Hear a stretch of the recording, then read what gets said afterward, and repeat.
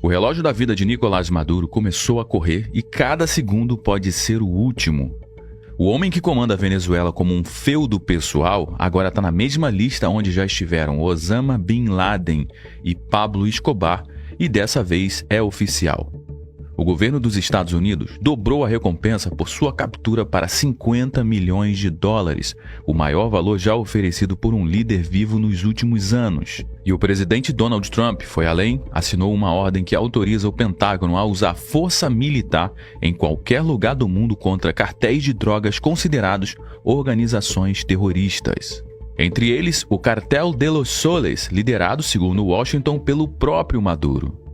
A partir de agora, qualquer operação especial americana, seja no mar ou em território estrangeiro, tem base legal para agir contra ele e seus aliados, e isso muda tudo.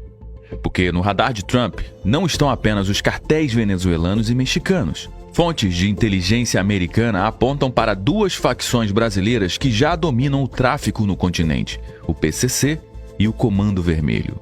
Se esses grupos forem declarados terroristas, a nova doutrina de Trump abre porta para operações militares no Brasil também. E aí, num cenário de aproximação aberta entre Lula e Nicolás Maduro, surge uma pergunta que ninguém quer fazer em voz alta.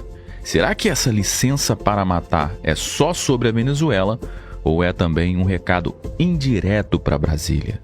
Hoje você vai entender como a América Latina entrou numa rota de colisão com os Estados Unidos e por que esse movimento pode redesenhar o mapa político e militar da região. Nicolás Maduro não é apenas o sucessor de Hugo Chávez. Ele é, para os Estados Unidos, o símbolo vivo de um Estado transformado em organização criminosa. A acusação é séria e é direta.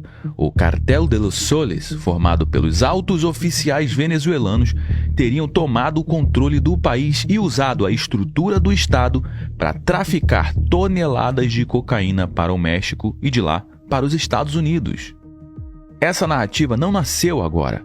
Em 2020, ainda no governo Trump, o Departamento de Justiça dos Estados Unidos já havia acusado Maduro formalmente de narcoterrorismo. Mas a mudança que vemos hoje é muito mais profunda. Agora, existe a autorização militar formal para agir e, na doutrina americana, isso não é retórica, é sinal verde para operações letais. Segundo The New York Times, Trump assinou em segredo uma diretiva permitindo que o Pentágono execute operações militares contra qualquer grupo designado como organização terrorista. E aqui entra o ponto central dessa história toda. O Cartel de los Soles já está nessa lista. Portanto, qualquer agente ou líder desse cartel, incluindo Maduro, pode ser alvo em qualquer parte do mundo. Essa estratégia não é inédita, foi assim que os Estados Unidos eliminaram figuras como Osama Bin Laden no Paquistão e Qassem Soleimani no Iraque. A diferença é que agora o palco é a América Latina. E no fim de 2024, Washington assinou um acordo com Trinidad e Tobago para o uso militar do seu território. Geograficamente, essa ilha fica a apenas 11 quilômetros da costa venezuelana, onde existe um porta-avião natural dos Estados Unidos, imóvel e com visão direta para Caracas. E isso obviamente não é coincidência, essa é uma base em um ponto estratégico perfeito para operações relâmpago na região.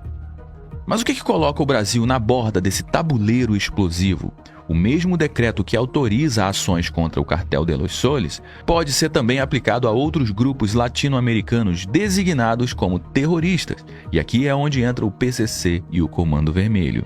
Relatórios recentes já identificaram o Brasil como rota estratégica de escoamento de drogas para a Europa e para os Estados Unidos. E se a Casa Branca decidir incluir essas facções nessa lista, a autorização militar se estenderia automaticamente ao território brasileiro. E o time é revelador, porque o governo Lula mantém aliança pública e constante com o Maduro, defendendo seu regime em fóruns internacionais e ignorando as acusações americanas. Num cenário de escalada, isso pode ser interpretado como blindagem política a um alvo dos Estados Unidos e, portanto, como um recado direto para Brasília.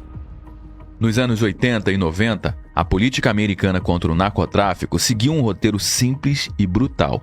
identificar a liderança do cartel, rotulá-la como ameaça direta à segurança nacional e eliminar a cadeia de comando. Foi assim com Pablo Escobar na Colômbia. Uma caçada implacável que contou com o apoio de inteligência, forças especiais e unidades locais treinadas pelos Estados Unidos. O resultado foi a morte de Pablo Escobar em 1993, uma operação coordenada que envolveu tecnologia de rastreamento inédita para a época. Depois, em 2011, o alvo foi Osama Bin Laden. Qual foi a diferença? Agora o discurso não era mais guerra às drogas, e sim guerra ao terror. Mas a lógica era a mesma. Uma ameaça global justifica a ação extraterritorial. E recentemente, em janeiro de 2020, os Estados Unidos eliminaram o general iraniano Qassem Soleimani com um ataque de drone no Iraque. Oficialmente, a justificativa foi prevenir ameaças iminentes contra americanos. Na prática, foi um recado geopolítico de alcance global.